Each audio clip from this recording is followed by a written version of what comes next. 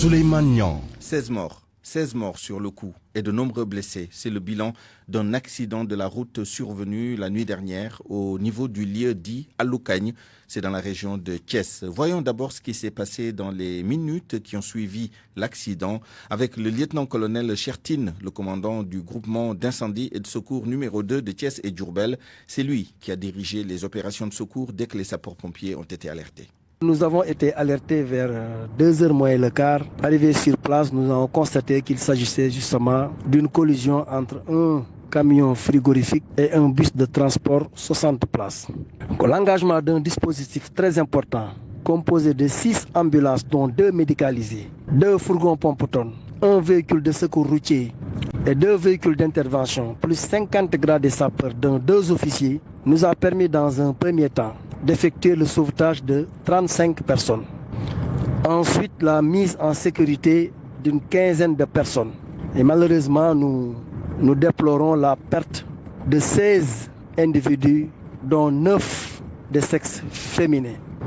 Je voudrais profiter de cette occasion pour lancer un appel à l'endroit de tous les pèlerins qui empruntent les axes pour effectuer leur gamon. Je demande aux usagers de la route le respect strict du code de la route. Aux piétons, nous leur demandons d'emprunter les passerelles qui sont érigées sur les autoroutes et d'éviter la traversée de l'autoroute. Le lieutenant-colonel Chertine, commandant des sapeurs-pompiers de Thiès et Diourbel. Allons maintenant sur le lieu de l'accident. On sait que l'accident a impliqué un bus et un camion frigorifique. Le bus transportait des pèlerins qui se rendaient à Pâle pour les besoins du Gamou. Le nombre de morts et de blessés ne laisse aucun doute sur la gravité de l'accident et sur l'émoi sur place. Reportage de Charanta Diop. 16 morts et de nombreux blessés graves. Le bilan est lourd. Un bus immatriculé KL 6080C en partance pour Saint-Louis et un camion frigorifique LG 8251B sont entrés en collision à hauteur de Alocagne. Des sacs d'oignons, de pommes de terre, des valises, des sacs et chaussures éparpillés un peu partout. Les images parlent d'elles-mêmes.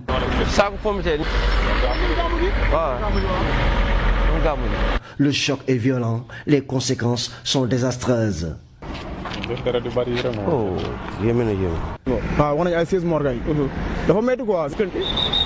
waaw kii bi camion frigo la ko nar la jógee bis bi jëm ko ren Ndar quoi Paal ci gàmm waaw si gàmm ko waaw léegi après bi ñu demee xam naa kii dafa yaakamte pour. Le camion frigorifique contenait des poissons. Il est sorti en 3e position et il a violemment percuté le bus. Le choc est violent. Vous avez vu comment il est tombé dans le ravin? Camion moo génn 3e position jaaxarloog bis face à face. Cher Sadibou Diop, ce chauffeur de taxi, témoin des faits, révèle que les nombreux accidents survenus sur l'axe Pout-Alocagne sont surtout liés à l'imprudence des chauffeurs. il faut ñu daw ndànk. waaw ndax maanaam lii gàmmu la rek. day weesu quoi il faut ñu daw ndànk il faut ñu jàppalante. Je demande aux chauffeurs d'être prudents. Le gàmmu ce n'est qu'un jour. Et regardez, ils ont sacrifié des gens comme ça. te dimbali doomu aadama yi quoi. Les sapeurs-pompiers de Thiès, aussitôt avertis, ont secouru les blessés. Les 16 corps sans vie sont déposés à la morgue de l'hôpital Amadou Sakhir Ndiogène de Thiès. RFM Thiès, Cheikh Anta Diop. Le ministre des Transports terrestres regrette cet accident. Maître Oumar Youm appelle au respect du code de la route. Il annonce par ailleurs une enquête pour situer les responsabilités.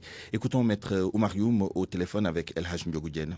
Nous voudrons d'abord commencer par présenter nos condoléances aux victimes, aux familles et nos voeux de rétablissement aux blessés. Profiter de l'occasion, encore une fois, pour attirer l'attention sur la responsabilité des conducteurs et le respect du code de la route.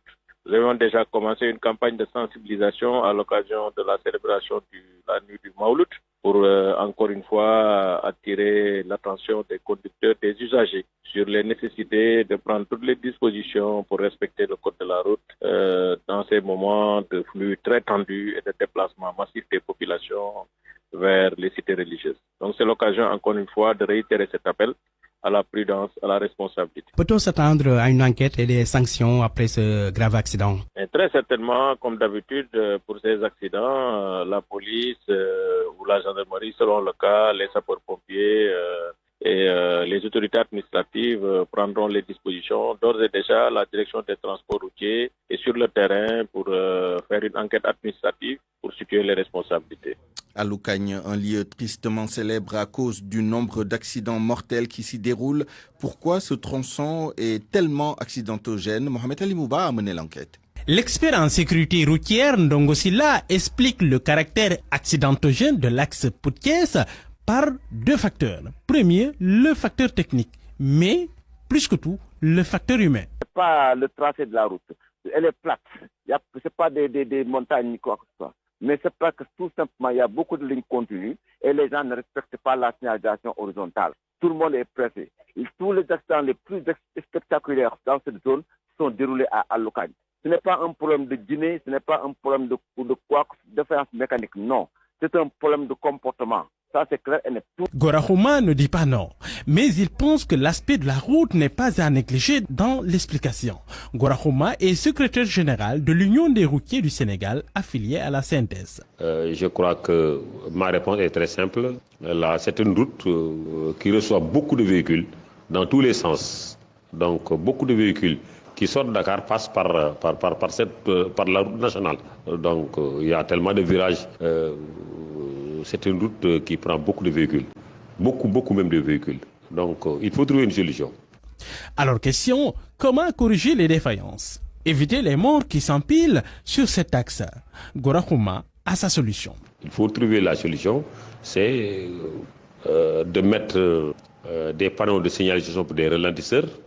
Pas des ralentisseurs comme ça, mais des panneaux de réduction de vitesse, c'est-à-dire des panneaux de limitation de vitesse.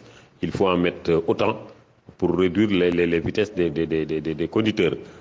Il faut mettre 2 fois 2 voies pour régler la situation. Tant que cette route n'est pas mise en 2 fois 2 voies, donc les problèmes vont demeurer toujours. Parce que c'est une route, comme je l'ai souligné, qui reçoit beaucoup de véhicules. En tous les cas, toutes les études le montrent. Le facteur humain est responsable à plus de 90% des accidents notés au Sénégal. Accidents qui font chaque année entre 500 et 600 morts. RFM,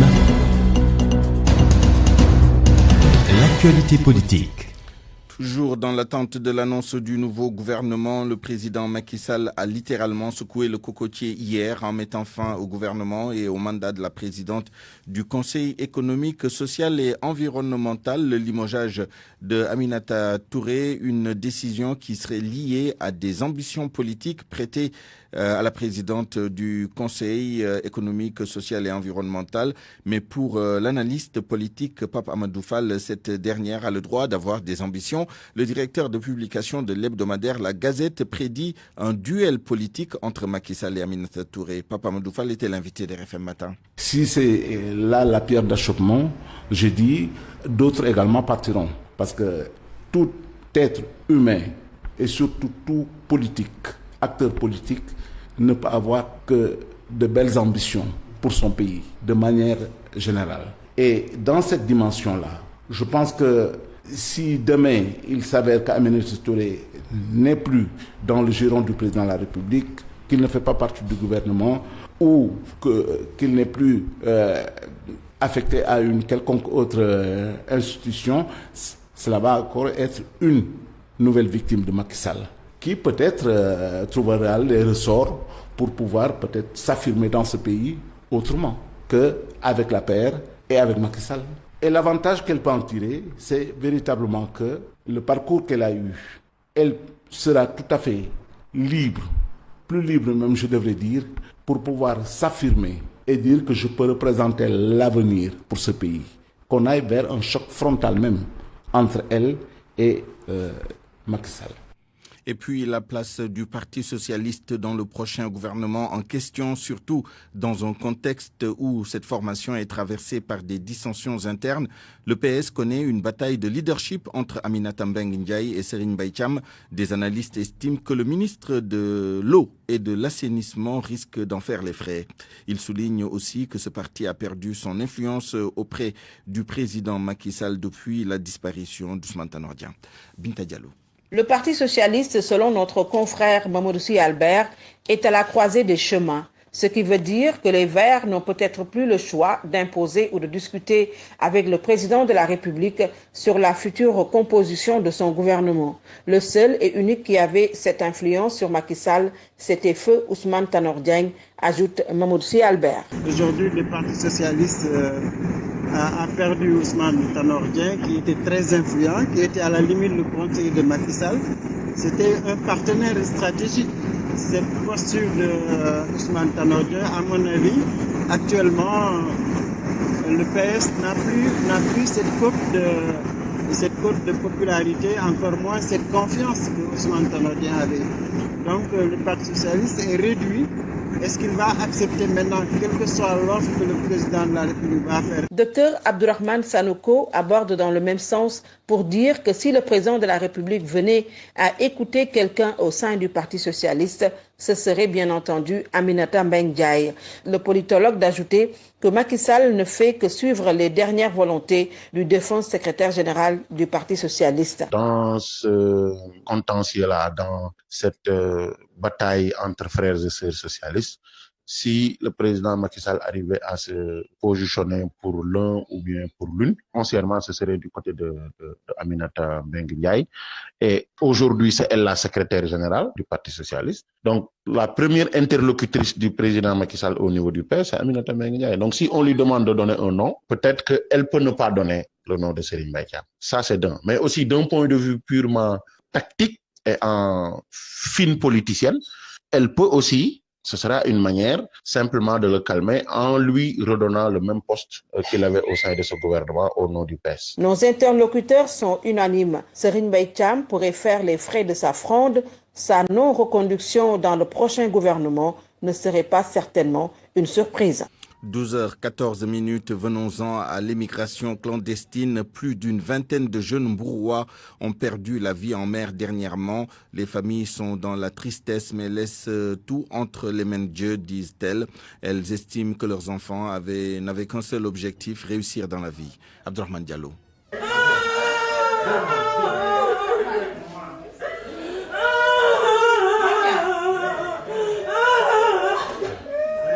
L'émotion et la tristesse dans la famille de Omar Sène en Guéror, ce jeune a perdu la vie lors de l'explosion de la pirogue qui partait en Espagne. Daouda Sène est le père de la victime. C'est Dieu qui me l'avait donné, c'est lui qui l'a repris. Il avait entre 25 et 26 ans. D'ailleurs, il a fait son examen de permis de conduire. Le permis devait sortir hier, mais malheureusement, il est parti avant. Même ambiance chez Morka au quartier Médine d'Ombourg. Ici aussi, on pleure leur fils décédé en pleine mer.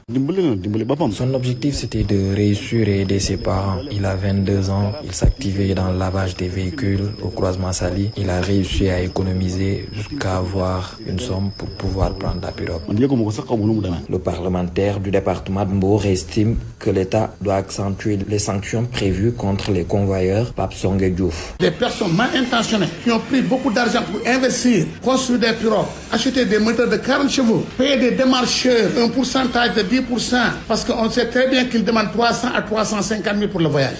Moi, je demande à l'État du Sénégal de punir ces auteurs-là sévèrement. Plus d'une vingtaine de familles de Mbour ont perdu leurs enfants. Candidats à l'immigration clandestine. RFM Mbour. Abdourahmane Diallo. RFM. Partout. Tout le temps. Tout le temps. Maoulid Nabi, anniversaire de la naissance du prophète Mohammed, paix et salut sur lui. Le Gamou célébré ce soir. Les Moustarchidines en sont au dernier réglage. L'événement aura lieu à Tivaouane. Au champ de course, sur place, les organisateurs ont mis en place un dispositif sanitaire pour barrer la route à la pandémie du coronavirus. Le reportage de l'un de nos envoyés spéciaux à Tivaouane, Mamadou Diagne. Tous vêtus de tenues blanches sous le chaud soleil, les fidèles Moustarchidines ont pris d'assaut tôt le matin la maison de leur guide, Serigne Moustapha Sy, pour l'accueillir. Trouvé au milieu de la foule, masque sur le visage et la Diagne magnifie les dispositions sanitaires prises par les organisateurs. Nous tous, nous savons que le DMWM est une structure bien organisée, avec notamment une commission de santé qui se chargera surtout de tout ce qui est mesures barrières, et les membres aussi. Et nous savons que deux vecteurs d'impact imperfections ne sont nullement admis par Seydi Mohamed Moustapha Sy dans le DM-VM. Quels sont les deux facteurs d'imperfection? L'ignorance et le manque de respect. Donc pour moi, avec une telle charge dans nos épaules, je pense que les Moustarchides feront de Tivaouane un centre de santé et de sainteté et non de transmission de la COVID-19. Au-delà de l'aspect sanitaire, le dispositif sécuritaire mis en place est salué par Djibi Diallo, membre du Daïratul Moustarchidine ou Moustarchidat, et rassure même les fidèles sur la bonne organisation de l'événement sans contamination. Ici au niveau de Tivaouane, je peux dire sans risque de me tromper que toutes les dispositions sécuritaires sur le plan médical ont été prises, tant sur le port des masques que sur l'utilisation des gels. L'autre facteur aussi que nous voulons attirer l'attention de la population, c'est qu'il y a un dispositif sécuritaire très important mis à la disposition pratique des pèlerins. Donc vous n'êtes pas sans savoir qu'actuellement nous sommes dans un contexte tellement tendu. Donc ici au niveau de Taïn, je peux dire que vraiment, les pèlerins sont en sécurité, tant sur le plan corporel que sur le plan médical. Une foule immense, masque au visage pour la plupart. Il faut dire que l'émotion a atteint son paroxysme. La nuit du Maulid promet Mamadou Diagne, Tivaouane, Radio Futur Média.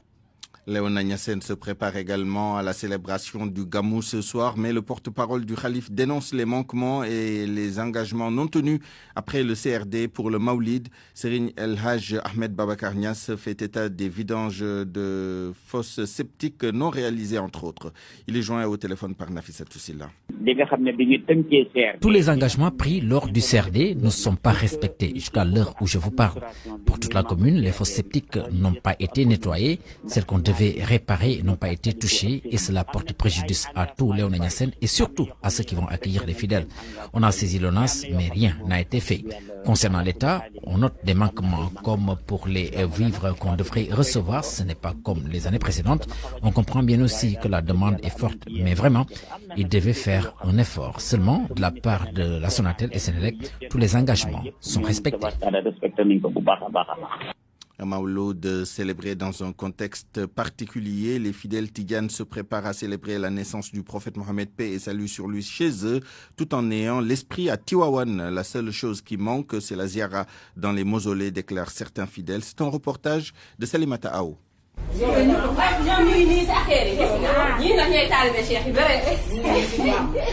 La famille Diouf Afas se prépare pour la célébration du Gamou. Habituée à être au cœur de l'événement à Tivaouane, cette année elle se fit au ndigal du Khalif Serigne Babacar Sy Mansour. Là nous préparons les repas pour les invités. C'est comme si on était à Tivaouane. Pour cette année, l'ambiance ne sera pas la même, mais Salimata Diouf dit privilégier la prière en cette nuit. Je n'ai jamais manqué l'appel, alhamdulillah. Ce sera du riz au poisson à midi et du couscous le soir. Et la nuit, ce sera la prière, ce qui est le plus important d'ailleurs. La ziara dans les mausolées, un moment que Mohamed regrette de ne pas pouvoir faire cette année. Chaque année, je me précipitais pour aller dans les mausolées. Je suis vraiment nostalgique, mais Dieu est grand.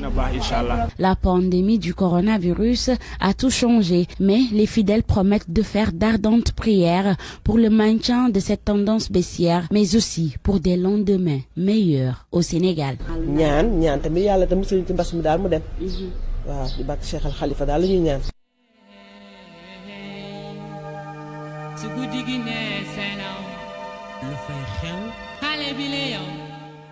Il faisait partie du mythique groupe de rap des années 90, Djantbi. Moussa Dian est décédé hier d'une mort naturelle. La cérémonie de levée du corps a eu lieu ce matin à la mosquée de son quartier Dieuppeul. L'artiste repose maintenant au cimetière de Yoff. Des artistes de sa génération saluent la mémoire d'un homme positif et altruiste. Témoignage recueilli par Anna Rocha. Pour le commun des Sénégalais, Boulma Joylo est le single de référence du groupe Djantbi. Mais Moussa Dian a eu en réalité une carrière bien remplie, témoigne le rappeur Rouman. Moussa, il a produit de c'était le groupe le premier artistes bongoman. Le premier album de Pakoti, il a été produit par Moussa. C'est un apport impressionnant. La première image que je garde de Moussa, ce n'est pas le Moussa rappeur en fait. Moi j'ai connu Moussa quand il était encore chanteur.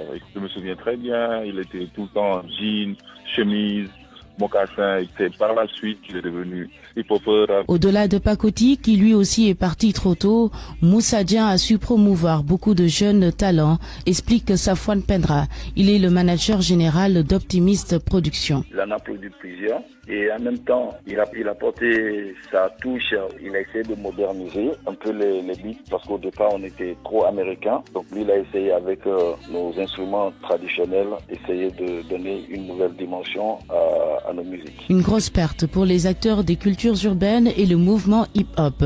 Moussa Dieng était certes une grande figure du rap galsen, mais aussi et surtout une belle âme. Effectivement, Moussa faisait partie de la première génération de hip-hoppers qui a réussi à populariser le rap. C'était quelqu'un de super positif. C'est quelqu'un qui, chaque fois qu'on se voyait, il fallait que la discussion se termine par des éclats de rire. L'artiste est donc décédé hier chez lui à l'âge de 49 ans. Avec ses plus proches collaborateurs du moment, il s'attelait à l'ouverture d'un nouveau studio pour reprendre goût à la musique. Et puis un malade du Covid-19 est décédé ce mercredi et 6 cas graves sont actuellement pris en charge en réanimation.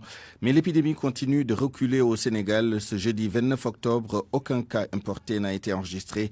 Et sur 689 tests effectués, 11 sont revenus positifs, 5 cas contacts et 6 cas de transmission communautaire. Tous les cas communautaires ont été enregistrés dans la région de Dakar. RFM. L'actualité internationale.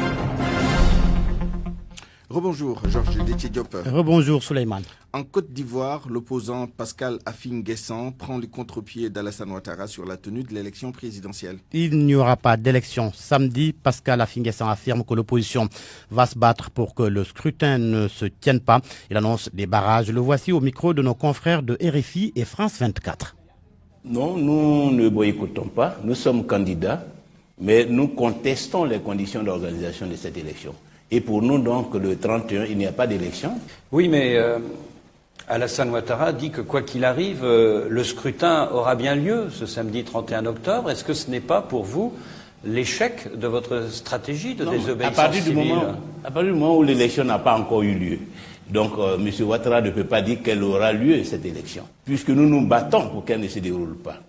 Et nous ferons en sorte que cette élection n'ait pas lieu. Alors de façon très concrète, on est à quelques heures de ce scrutin. Qu'est-ce que vous allez faire concrètement ? Les bureaux de vote ne seront pas ouverts, voilà, puisque nous allons empêcher leur ouverture, comme nous empêchons à l'heure actuelle la distribution du matériel électoral. Mais Alassane Ouattara a annoncé qu'il allait déployer 35 000 membres des forces de l'ordre. Les forces de l'ordre ne pourront pas nous empêcher. Il ne peut pas déployer dans chaque bureau de vote des dizaines de militaires ou d'agents des forces de défense et de sécurité. C'est dans ce contexte qu'à l'heure actuelle, il y a des difficultés à distribuer les bulletins de vote. Donc vous allez mettre des barrages devant les bureaux de vote ? Les barrages sont déjà dressés sur l'ensemble du territoire. Je prends l'exemple même de chez moi où une unité de la gendarmerie a mis 18 heures pour parcourir 50 km. Dire donc qu'il est pratiquement impossible d'organiser une élection sérieuse en Côte d'Ivoire à l'heure actuelle. Et nous invitons d'ailleurs les organisations internationales à ne pas s'intéresser à ce qui se passe en Côte d'Ivoire, à ne pas envoyer d'observateurs, parce qu'il n'y a pas d'élection en Côte d'Ivoire à l'heure actuelle. Alors, à moins de 48 heures du scrutin, c'est la peur au quartier du Plateau. Les jeunes se rappellent encore la crise post-électorale qui avait fait plusieurs morts dans le pays. Notre envoyé spécial à Abidjan, c'est Nourouba. Au quartier de Plateau, dans la commune de Cocody, des jeunes Ivoiriens en plein travaux. Ils font de la maçonnerie. À moins de 48 heures de l'élection présidentielle, c'est la peur au ventre. Une peur qui peut bien s'expliquer. Gay Boyi, originaire de l'Est du pays. Moi, ça fait peur. Voilà. Vous avez peur pour ces élections-là ? J'ai peur pour ces élections. Ouais, mais lorsque vous voyez, comment on appelle, à la télévision, sur les réseaux sociaux, l'opposition dit non, il ne va pas y avoir des élections. Mais quand on leur demande, mais vous avez quel plan pour ne pas qu'il y ait des élections ? Ils disent non, ils ont les plans. D'accord. Le pouvoir en place aussi dit non. Coûte que coûte, il va y avoir des élections. Ça peut créer comment on appelle moi je vois que, bon, sincèrement dit, c'est au chaos direct on va. On voit le décor encore, c'est le même chose qui revient. À ses côtés, son camarade beaucoup plus jeune prend une pause. Il est essoufflé. Pour lui, il faut à tout prix éviter le syndrome de 2010-2011. C'est passé en 2011, 2010. Je ne veux pas que ça se reproduise. Lorsque les élections n'ont pas se passer bien normalement. Je ne veux pas que ça revienne parce qu'on a perdu beaucoup de personnes, on a perdu certaines personnes. Bon. Oui, ils n'ont qu'à faire quelque chose, ils n'ont qu'à réagir, bon, nos côtés, quoi. Voilà, nous qui sommes ici, là, nous les pauvres, bon, nous, on ne sait pas où on partit, ça commence, on ne sait pas où aller. Pour l'heure, dans la commune de Cocody, on profite bien des dernières heures pour bien battre campagne. Entre installation de matériel de sonorisation et de chaises, les partisans des différents candidats tentent d'investir le terrain. Abidjan, Seydou Nourouba, RFM. Georges, en Guinée, la première sortie publique d'Alpha Condé après la présidentielle du 18 octobre dernier. Il s'est rendu hier au chevet des victimes des violences post-électorales qui ont fait 21 morts selon le gouvernement. Une trentaine selon l'opposition. Alpha Condé était à l'hôpital militaire du camp Samori Touré en centre-ville de Conakry accompagné du ministre de la Défense. Alpha Condé a été déclaré vainqueur du scrutin par la CENI. Cellou Dalein Diallo continue, lui, de contester les résultats et de revendiquer la victoire face à Alpha Condé. Cellou Dalein Diallo prononcé ce matin, tout à l'heure d'ailleurs, et en ligne, le discours inaugural au Parti de l'Internationale libérale, diplômé de l'incubateur de start-up politique. Je commencerai par remercier mes collègues du bureau de l'Internationale libérale ici présents et sur ceux qui ne sont pas présents pour la solidarité manifestée à mon endroit depuis que j'ai commencé à traverser cette épreuve. Cette épreuve, ce n'est pas seulement la séquestration et l'occupation de mes bureaux, mais c'est aussi le hold-up électoral en cours au détriment des choix exprimés par le peuple qui majoritairement m'a élu dès le premier tour. Ce n'est pas courant qu'un membre de l'opposition soit élu dès le premier tour. Évidemment, lorsqu'on connaît mon histoire, en 2010, j'avais été aussi élu au premier tour. J'avais dû me résoudre à mon corps défendant à accepter le hold-up pour éviter que le pays ne sombre dans la violence qui aurait pu déboucher sur la guerre civile. Moi, je suis heureux et le pouvoir, la dictature, est dans une situation difficile parce que après le groupe Europe, après le Parlement européen, après le haut représentant de l'Union européenne, après le Quai d'Orsay, hier c'était le gouvernement des États-Unis et à travers le département d'État qui a délivré vraiment une bonne déclaration aussi, condamnant les violences, condamnant la fraude électorale. Hors du continent africain, pour terminer en France, une attaque au couteau a fait 3 morts et plusieurs blessés à Nice. Les faits se sont déroulés ce matin près de l'église Notre-Dame. L'auteur de l'agression a été blessé et interpellé. Le parquet antiterroriste a été saisi de l'enquête, une enquête pour assassinat et tentative d'assassinat en relation avec une entreprise terroriste et association de malfaiteurs terroristes criminels. L'enquête est confiée à la direction centrale de la police judiciaire et à la direction générale de la sécurité nationale. En Arabie Saoudite, un homme a été arrêté à Jeddah après avoir attaqué un garde du consulat de France à l'aide d'un outil tranchant. C'est ce qu'a rapporté la télévision saoudienne selon RFI. L'ambassade de France a déclaré dans un communiqué que l'assaillant a été appréhendé par les forces de sécurité saoudiennes immédiatement après l'attaque. Le garde a été hospitalisé et sa vie n'est pas en danger. Merci Georges. RFM Sport. Bienvenue à vous, cher Fidiane Diagne. Merci à vous, Slémania, et bonjour à tous. Très attendu, le prochain ministre des Sports. Le monde sportif est suspendu à la décision du président Macky Sall. C'est parce que le poste de ministre des Sports est vacant depuis hier après la dissolution du gouvernement. Matar Ba dirige le département des sports depuis 2014. Sous son magistère, il a impulsé une nouvelle dynamique au sport sénégalais de manière générale. Ce sont là les propos de Bakar Dia, ancien ministre des Sports, qui nous fait aussi le bilan tout en reconnaissant au chef de l'État le pouvoir discrétionnaire de décider. Il s'agit d'un ministère extrêmement complexe où le ministre n'a pas beaucoup de marge de manœuvre, contrairement à ce qu'on peut croire. Il y a d'une part l'autonomie des fédérations, du point de vue des infrastructures, du point de vue de l'éducation et de la formation. Le ministre, il peut agir l'un dans l'autre. Moi, je crois que le ministre du sport, il fait ce qu'il peut faire. Il a fait aussi ce qu'il a pu. Je pense qu'il s'est battu, il a encadré le monde sportif. Il a fait des résultats et j'ose croire qu'il est capable d'engager un processus de rectification dans le domaine du sport, de rectifier tout ce qui devra être rectifié au moment où cela devra se faire. Donc moi je n'ai aucun problème que Matar Ba reste encore ministre des Sports, d'autant que il a tout d'un fédérateur. Je pense qu'il se bat bien. Et moi c'est un homme que j'aime bien dans le milieu du sport. Éliminatoire afro-basket masculin, le Sénégal se prépare à la compétition dans un contexte particulier. Oui, un tournoi qui se déroule dans un contexte, vous l'avez dit, assez particulier, marqué par la pandémie de Covid-19. Hier, le sélectionneur Boniface Ndong a publié sa liste des présélectionnés, mais on semble s'acheminer vers une équation à deux inconnus, notamment le temps de préparation qui sera très court, mais aussi la méconnaissance des adversaires. Sodakia. Après avoir publié la liste des joueurs présélectionnés, le sélectionneur s'est montré ferme sur une des zones d'ombre de la tanière, le vestiaire. Boniface Ndong. Une équipe qui n'est pas unie, une équipe où il n'y a pas de discipline ne gagne jamais. Donc c'est important pour moi d'abord de garder un langage franc avec les joueurs. Et je pense que tout le monde est uni, tout le monde est motivé dans le même objectif. Est-ce que j'aurai des problèmes? Je ne sais pas. Mais j'essaierai de les anticiper et j'essaierai de les régler parce que si je ne règle pas ces problèmes-là, je pense qu'on n'a pas de chance de gagner. Le franc-parler que j'ai avec les joueurs, c'est pas quelque chose qui me préoccupe pour le moment. Concernant les adversaires du Sénégal pour cette fenêtre, pas d'informations, souligne Boniface Ndong. Le plus grand problème en Afrique, c'est qu'on n'a pas beaucoup d'informations. Je ne sais même pas encore la liste de l'Angola, je ne sais pas la liste du Kenya, je ne sais pas la liste de la Mozambique. Donc, on travaille un peu à l'aveuglette. Même si je jouais des matchs amicaux, on n'a aucun moyen d'avoir les vidéos. Tu vois, toutes les personnes que je connais au monde, j'ai essayé de contacter mais c'est possible qu'on arrive un peu au Rwanda, un peu aveugle.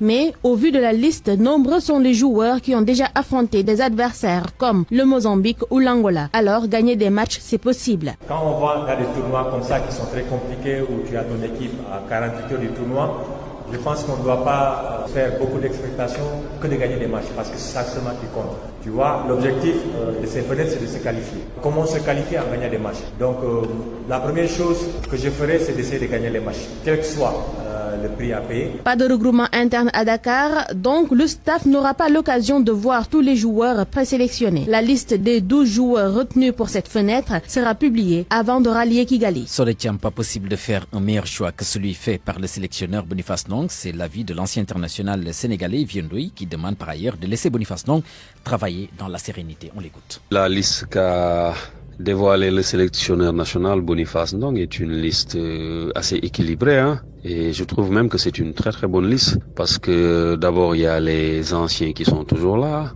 La base pratiquement c'est les anciens parce qu'on note pratiquement une quinzaine de joueurs qui ont déjà été en équipe nationale, plus ceux qui viennent des U18, genre les Amar Silla et tout, des jeunes qui ont de l'avenir, hein, vraiment qui ont de l'avenir dans le basket, surtout les Lamine Diané, les Sidi. Donc moi je pense que c'est une très très bonne liste et puis comme il le dit, hein, il va leur inculquer la gagne.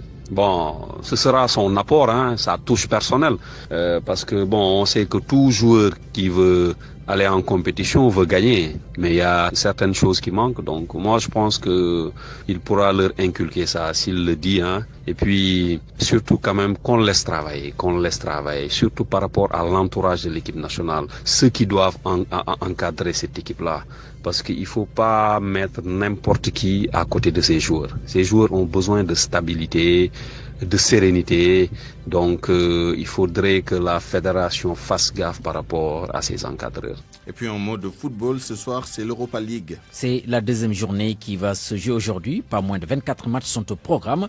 Il faudra suivre quelques-unes de ces rencontres, notamment celle-là devant opposé à AS Roma Sporting Club de Sofia. C'est un club bulgare. Arsenal accueille Dundalk. Slavia de Prague de la République tchèque joue contre les Allemands du Bayer Leverkusen.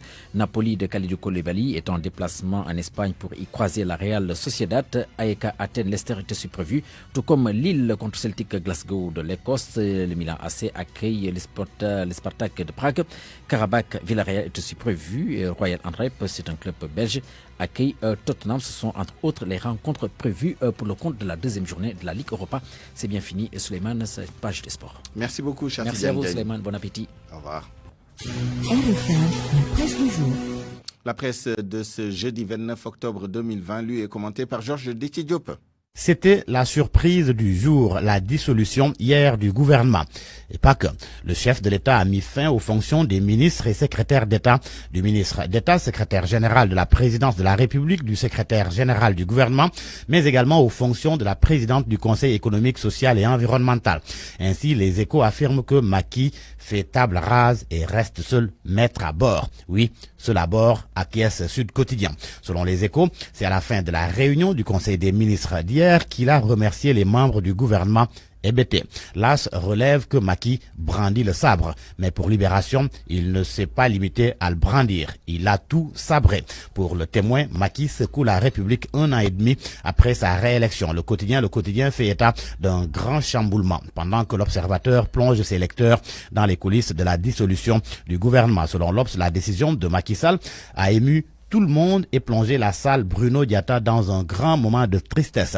Le début du Conseil des ministres à 10h33, l'annonce de Macky et l'échange avec le ministre Sidiki Kaba, le chef de l'État, la question de confiance et la standing ovation, les décrets qui présagent du prochain type de gouvernement. Mimi Touré, un cas inquiétant. Tout aux pages 4 et 5 de l'Observateur.